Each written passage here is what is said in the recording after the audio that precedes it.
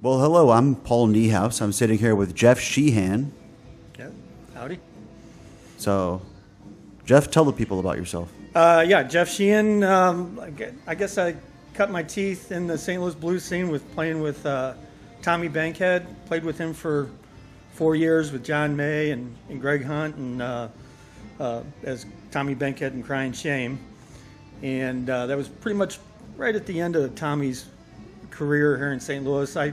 I think I played with him up until about 6 months before he stopped playing, and I guess I can't remember exactly what year he passed away. Do you remember, Marty, what year that was? But it was around 2000, wasn't it? Yeah. So, and then after that, then I kind of fell in playing with Paul Bond through different versions of that band, with either Preston Hubbard and that part of it as Shaky Ground? Shaky Ground, then Los Carnales, yeah. And Los Carnales, and then then it was Paul Bond, and then we were doing the Barroom Troubadours thing. So, and then I kind of fell out of the scene for a while, and then dove back into my profession, and I'm kind of starting to get back into things here. So that's I think we're up to date. That's awesome. How old are you, Jeff? I am 64. Fantastic. Yeah. Well, I'm Paul. I'm a little younger, 37, and I got involved in the blues scene about 2010 or so.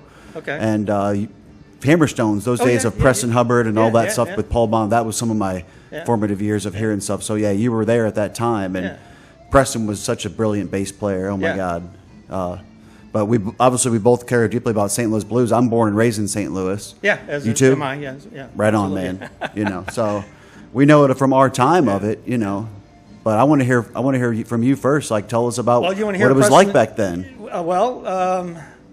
Okay, so playing with Tommy, how I fell into that. Steve Waldman was the guitar player with Tommy at the time. Yes, and they were playing Friday and a Saturday down at Off Broadway, and I'd been playing there a lot with another band with my ex-wife and some other people, and. Anyway, I went down there on a Friday night. They were playing, and between sets, I was talking to John May, and he asked me what I was doing Saturday night. I said, nothing. He goes, well, Steve's got to go out of town. He goes, can you sit in? And I said, well, maybe. I think I can. I wasn't confident, And he goes, yeah, just grab your stuff and come on down. We'll get through it, So about 2/3 of the way, I guess maybe after the second set, John May and that keyboard player, guy went out to the West Coast. Anybody remember his name? He ended up anyway. So we go out to the front room and down there at Off Broadway, and they said, "What are you doing?" And I'm thinking they're going to say, "Hey, get your stuff off stage and go home," But anyway, they offered me a gig playing with Tommy because they said Steve was leaving. Wow. And so you passed the audition. I passed the audition, right? Yeah. And a couple nights after that, maybe, after the third or fourth night, I was getting the look from Tommy, but I was, he kind of was showing me some stuff, but not a whole lot. But there was one night where I wasn't getting the rhythm thing that he was really wanting. And it's like, man, and I was struggling.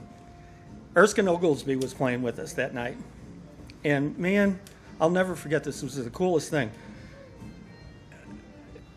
Erskine could tell that I wasn't doing what Tommy wanted. And Erskine walked up behind me during the song and just sang the melody, the rhythm that he wanted in my ear. Yep. And I said, oh, that's cool. I can get that. Yeah. It was simple. It was super simple. It was just a little backbeat thing. And I did it. And it's like, I'll never forget that. That was so cool. But, I could go on. I got tons of stories. You want more? Let's see. Well, tell us about Preston, playing with Preston. Okay, so one of my all-time favorite bands in the world was the Fabulous Thunderbirds. I was a T-Birds fan from when they came on the scene in the 70s. And I was at the house one day, and Sal called me up, and he goes, hey, you won't believe who's playing down at Beale on Broadway. Yep. I said, who? And he goes, Preston Hubbard with the T-Birds is playing with Shaky Ground. I said, no way. Yeah. He goes, yeah, he moved to St. Louis. And so we went down there, and sure enough. Well, Sal developed a friendship with Preston. Absolutely. Yeah, and I kind of fell in with that as well, Yeah. Well, come New Year's, a friend of mine was throwing a party, at a big dance barn out in Cedar Hill. And was looking for a band. And I thought, well, I'll ask them. I'll see if they can do it, So I called up Paul, and I said, hey, are you guys playing New Year's? And he goes, no, actually, we're not. We're looking for a gig. So we hired him. And I said, there's two stipulations. I said, A, I get to sit in with you guys. And B, I really want Preston to bring a stand-up. Wow. I love it when he plays a stand-up. Yeah. He goes, yeah, I don't think it'd be a problem. So fast forward to New Year's night, they're playing, and I sit in with them, and I'm sitting there, and I said, man, T-Birds are my absolute favorite band in the world. I'm standing up here on stage with the bass player from the T-Birds. I can't believe it, And so, end of the night, Paul and I are in the kitchen squaring up, and he goes, are you playing? And I said, no. I said, I was playing stand-up bass with Johnny Fox. Wow. At the time. Wow. Which was fun, too. There's a lot of stories there. Yeah.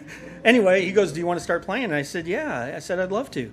And so that's how I kind of fell in with that whole thing. Wow. I passed the audition again. Yeah.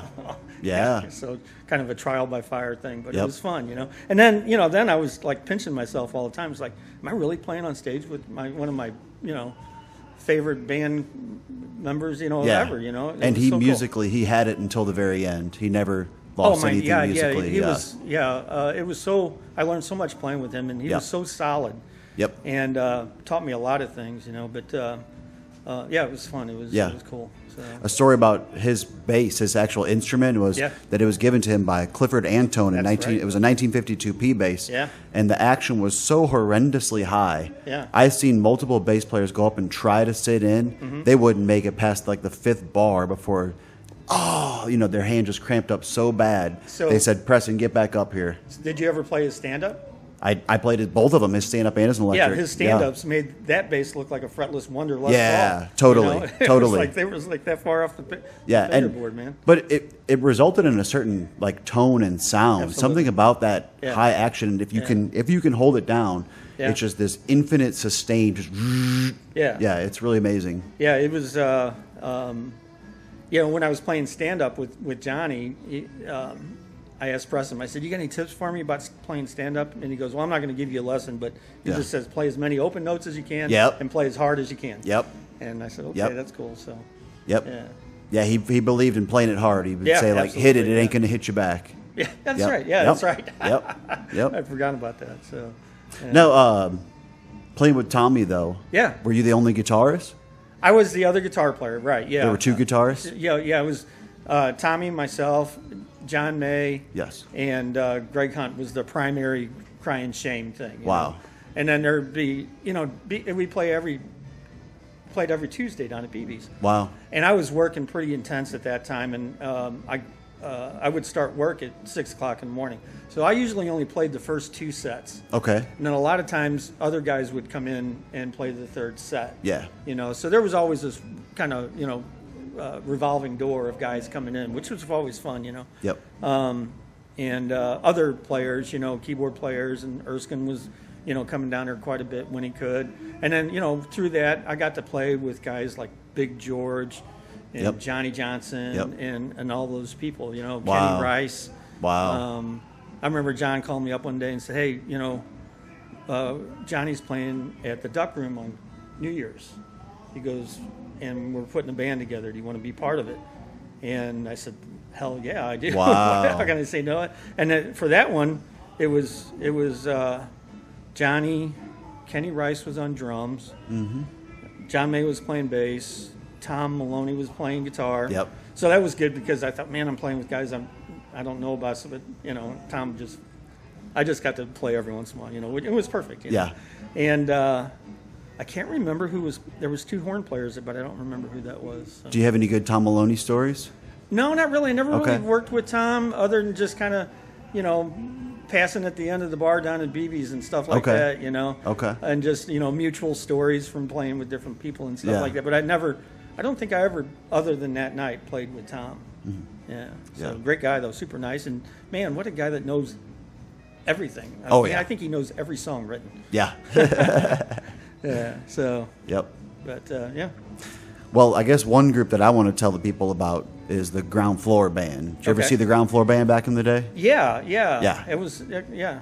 So when I first started going to Beale, that was who I would kind of honed in on. And, you know, I started talking to the guys and just them and Preston, you know, you got a sense of like, wow, these musicians are really open to young people being inquisitive about what they do and getting into it. They were all universally encouraging. Yes, absolutely. Yeah, so, it's a very tight-knit, friendly community. Yeah, absolutely. Yeah. So like Eugene Johnson on bass, David Timms on drums, Charles Hunt, who's passed away since, he was on guitar, and Derek Thomas on keyboard. And so it was 4 dudes, and they had 4-part harmonies. So they would do like Peepin' and Hidin' in 4-part harmony. Oh wow! Yeah.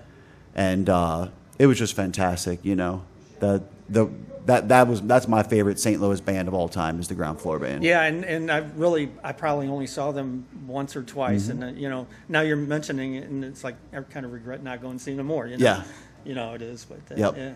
So so how did you migrate then from like when you were coming down to Hammerstones and all that kind of stuff? Yeah. Who was the first band you started playing with then? Well, I think it was Rockin' Jake actually. Oh, okay. Yep. Okay, yeah, because Sal played with him, right? That's Sal did. There's a guy that came Elliot up from did. New Orleans, right? Yep. Yeah, okay, Yep. after Katrina. Yep. Yeah. Oh, yeah, he had a bunch of people from St. Louis in his band. So this was like 2009. I graduated from college. Then I went and played 5 months on a cruise ship, and then I got back and went on tour with Rockin' Jake immediately. Oh, wow. So while I was in school, though, when I was in St. Louis, I would go and see, like, the Ground Floor Band and Preston. Like, I met Preston. I think I was probably like 21 or 22. Okay.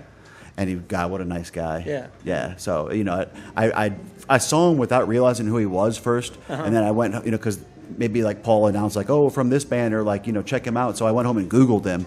And I came across Preston's actual website where he told his story. Yeah. And it was incredible. So I went back and I was just really nervous, but like just humbly asked him like, hey, can I buy you a drink and can you just give me some advice or anything? And he was like, yeah, give me a dirty margarita or a dirty, what's the thing with the olive? You know, the martini. That's it. That's what he wanted. Yeah. And it was incredible. Yeah. But, so he was a great guy. I remember when I was playing with him and Paul and all that. Paul calls up and said, "Hey, you got any problem playing at a strip club?" I said, PTs. No. And he goes, "Well, we can play. It was either Tuesdays or Thursdays at PT's in Centerville for the summer." I said, "Yeah, let's do it." Yeah. You know? And it was really weird because Preston goes, "Man, I've played all over the world, but this is the first time I've ever played in a strip club." You know? Wow. Yeah. So it was weird though. It was a very surrealistic thing playing there. I always felt like the beginning of every night was like the opening of a Quentin Tarantino movie. Like, you know, we're sitting there, we're playing all these, you know, stages and women and stuff, and like somebody's going to be coming in with machine guns. Oh my gosh. That's what it felt like. Right. You know, ominous. It was never, obviously, it never happened, but it was the vibe, you know. Yep. Yeah. So, but so you know, it's kind of